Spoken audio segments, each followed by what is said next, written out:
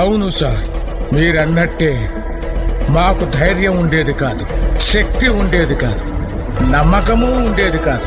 చావు మా మీద గంతులేసేది, కానీ ఒకడు అడ్డం నిలబడ్డాడని వాడిని కాలి ముందు తల నరికాడు కదా. ఆ రోజు చాలా సంవత్సరాల తర్వాత చావు మీద మేము గంతులేసాం.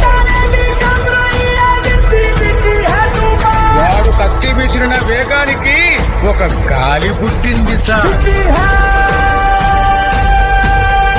ఆ గాలి నరాతిలో ఉన్న ప్రతి ఒక్కరికి ఊపిరిచ్చింది. మీకొక సలహా ఇస్తాను, మీరు మాత్రం అతనికి అడ్డు నిలబడకండి సార్.